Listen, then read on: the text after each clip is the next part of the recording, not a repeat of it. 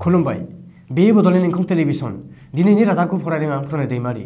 दिनैनि गाहाय रादाबाव दङ बड'फा उपेन्द्रनाथ ब्रह्मनि सानथौजोंसो बर' हारिया बुहुमाव अराय थांनानै थागोन बुंदों दिपेन बर'। हाग्रामानि दाबि आं जायजों थायो बेनिनो सोरखार जायो।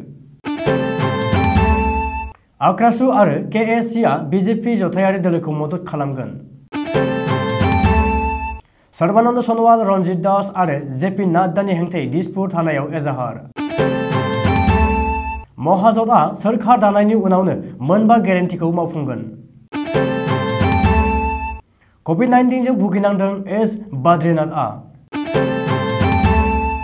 फैगौ आगस्ट दाननि 6 खालार खालि रिलिज जागोन आनन्द एल रायनि सावथुन अद्रेंगिरिया। दानिया आबुं रादाब।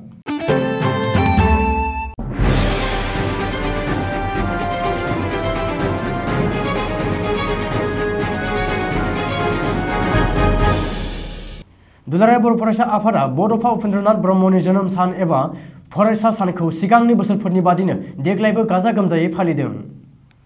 क'क्राझार जिल्लानि दतमा थुलुंगाफुरियाव थानाय बड'फानि मांखरसालि आरो मुसुखायाव बिबार बावनानै बड'फानि 65थि जोनोम सानखौ गाजा गोमजायै फालिदों।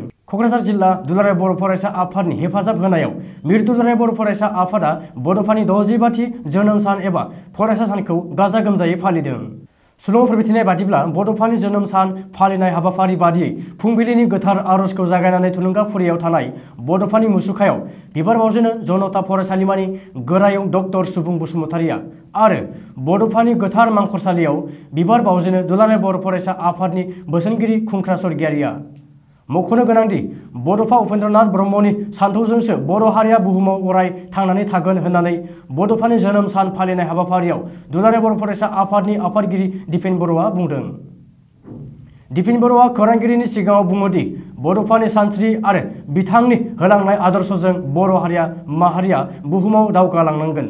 बड'फा उपेन्द्रनाथ ब्रह्मनि गोथार सानस्रि आरो बिथांनि होलांनाय आदर्श आरो बिहोमाजोंनो बर'फोरा बिएसि बिटिसि आरो बिटिआर मोनफुंनो हाबाय। बिथांनि खान्थि आदर्श आरो बिहोमाखौ जेब्लाबो दुलाराय बर' फरायसा आफादा मावलांगोन। मख'नो गोनांदि बिटिआर गोरोबथानि दफाफोरखौ आखरै आखर मावफुंनांगौनि थाखाय आरो आसाम बिधान सभायाव बर'फोरनि जेंनाफोरखौ लाना बाथ्रा बुंनांगौनि थाखाय बिधान सभा बिसायख'थियाव इउपिपिएल दोलोखौ एबसुआ थोंजोङै मदद खालामगोन होननानैबो दिपेन बर'आ खौरांगिरिनि सिगाङाव रोखा बुंथियो। थांनाय 15 बोसोराव आं जायजों थादों बिनो सोरखार दाबोदों। बे खेबावबो आं जायजों दं बिनो आसामाव सोरखार दागोन। बे दाबिखौ खालामदों बिटिसिनि बारग' गाहाय आरो महाजननि बाहागोआरि बिपिएफनि आफादगिरि हाग्रामा महिलारिया।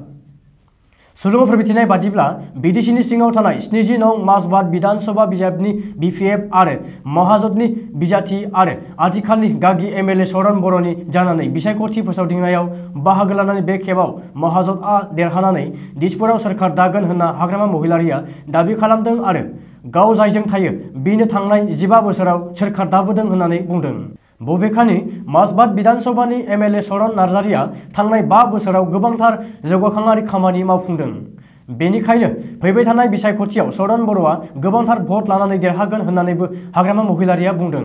मख'नो गोनांदि जागिरदाव बिसायख'थि फोसावदिंनाय मेलाव बाहागो लानानै आसामाव महाजननि सोरखार फैयोब्ला माद्रासाखौ खुलिफिनगोन होननानै हाग्रामा महिलारिया रायजो राजाफोरनि सिगाङाव रादाय होदों।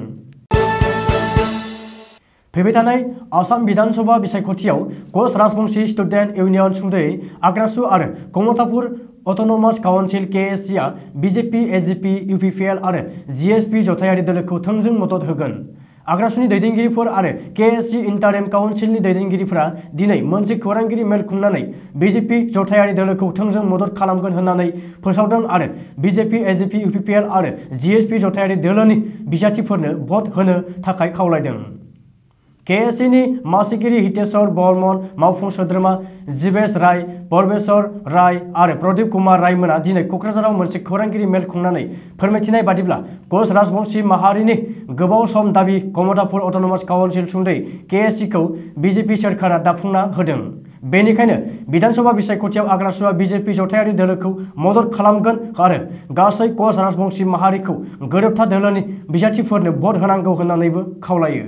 बबेखानि केएससि खौ आबुं महर होनांगौनि थाखाय आसामाव फिन बीजेपी जथायारि दोलोनि सोरखार दाफुंना होनांगौनि सम सफैदों होननानैबो केएससि इन्टारिम काउन्सिलनि मासिगिरि हितेश्वर बर्मनआ खौरांगिरि मेलाव बुंदों। आसामनि गिबि मन्त्रि सर्बानन्द सन'वाल, आसाम रायजो बीजेपीनि आफादगिरि रन्जित कुमार दास आरो मिरु बीजेपीनि आफादगिरि जेपी नाड्डानि हेंथायै तेजपुर थानायाव एजाहार। बे एजाहारखौ आसाम प्रदेश कंग्रेस कमिटिनि बिथिंनिफ्राय थिसनदों। सर्बानन्द सन'वाल, रन्जित कुमार दास, जेपी नाड्डानि अनगायैबो गोबांसा बीजेपी दैदेनगिरिफोरनि हेंथायै आसाम प्रदेश कंग्रेस कमिटिया होदों बे एजाहारखौ। थांनाय 28 मार्च खालार खालि बीजेपीआ आसामनि गासैबो खौरांलाइयाव एयारपार्टिस फोसावनायनि हेंथायै कंग्रेसआ दिसपुर थानायाव बे एजाहारखौ होदों। मख'नो गोनांदि बीजेपीआ खौरांलाइफोराव एयारपार्टिस होनायखौ लानानै आसामाव दिनैबो दान्थे बिदान्थे सोलिगासिनो दङ। मिथिनो हानाय बादिब्ला बीजेपीआ रिप्रेजेन्टेशन अफ पिपुल्स एक्ट 1951 नि सेक्सन 126 खौ नेवसिदों आरो बिसायख'थिनि गाइडलाइनखौ सिफायनानै रायजो राजाफोरनि गोसोखौ बोनो नाजादों होनना कंग्रेसआ गोख्रों अजद होदों आरो दिसपुर थानायाव एजाहार थिसनदों। बबेखानि बीजेपीनि एडभार्टाइजखौ फोसावनाय खौरांलाइफोरनि सायावबो गोख्रों राहा लानो थाखाय कंग्रेसआ दाबि खालामदों। कंग्रेस दैदेननाय महाजोथआ आसामाव सोरखार दानायनि उनावनो कंग्रेसआ होनाय मोनबा गाहाय रादायफोरखौ मावफुंगोन होननानै बुंदों कंग्रेसनि बारग' आफादगिरि आरो कंग्रेसनि युवराज राहुल गान्धीआ। मख'नो गोनांदि राहुल गान्धीआ मंगलबार खालि आसामनि गुबुन गुबुन जायगायाव बिसायख'थि फोसावदिंनाय मेलाव बाहागो लानायनि बाथ्रामोन। नाथाय मैया फुंनिफ्रायनो बोथोरा गाज्रि जानायनि थाखाय राहुल गान्धीआ गावनि गासैबो मेलफोरखौ दोनथ'नो गोनां जायो। अब्लाबो बिथाङा भिडिअ कनफारेन्सनि जोहै बिसायख'थि फोसावदिंनाय मेलाव बाहागो लायो आरो कंग्रेसआ होनाय मोनबा गाहाय रादायफोरखौ सोरखार दानायनि उनावनो मावफुंगोन होननानै खोथा होयो। बबेखानि आसामाव महाजोथनि सोरखार फैयोब्ला आसामनि गासैबो हारि हारिसाफोरनि गोलाव समनि दाबिफोरखौ सुफुंना होगोन आरो संबिजिरनि 244A खौ बहाल लाखिगोन होननानैबो राहुल गान्धीआ बुंदों। थांनाय रबिबारखालि ससियेल मिडियायाव मिथिहोदों गावनि देहायाव कभिड पजिटिभ मोननायखौ बारग' क्रिकेटार एस बाद्रीनाथआ। फोरमायनो नांगोनदि मास्टार ब्लास्टार सचिन तेन्दुलकार आरो अल राउन्डार बेट्समेन युसुफ पाठानमोननि उनाव इन्डिया लेजेन्डनि जानानै गेलेनाय एस बाद्रीनाथनि देहायावबो कभिड पजिटिभ मोननाय खौराङा सोराङाव फैदों। मख'नो गोनांदि छत्तीसगढ़नि रायपुराव खुंफुंजानाय वर्ल्ड सिरिजआव दासान्दि बाहागो लानाय हादरनि बारग' गेलेगिरि देहायाव कभिड पजिटिभ सन्देरनायखौ मोननाय जादों। सुलुं फोरमायनाय जायोदि गावनि देहायाव पजिटिभ मोननायनि उनावनो आइसोलेट खालामनानै थायो एस बाद्रीनाथआ। बेजों लोगोसे कभिडनि प्रट'कलखौ मानिनायजों फाहामगिरिनि सुबुरुन होनायखौ फालिगोन होननानै ससियेल मिडियायाव फोरमायथिदों एस बाद्रीनाथआ। आनन्द एल रायनि सावथुन अतरंगी रेनि शुटिंआ आबुं जाबाय। मोनथिनाय जायोदि फावखुंगुर अक्षय कुमार, सारा आलि खान आरो धनुषमोननि सावथुन अतरंगी रेनि आबुं शुटिं जोबनायनि खौरांखौनो ससियेल मिडियायाव फोसावनानै होदों सारा आलि खानआ गावनो। जाय फोसावजानाय पस्टआव अक्षय कुमार आरो धनुषमोनखौबो साराजों लोगोसेयै नुनो मोननाय जादों आरो ससियेल मिडियायाव फोसावजानाय बै पस्टआ गोबांथारैनो गोसारनायजों लोगोसे गोबांसानिफ्रायनो मोजां अनसायनाय मोननो हादों। फोरमायनो नांगोनदि अतरंगी रेनि सावथुनाव सारा आलि खान, अक्षय कुमार आरो धनुषमोनानो साबसिनथारै फाव खालामनाय जादों।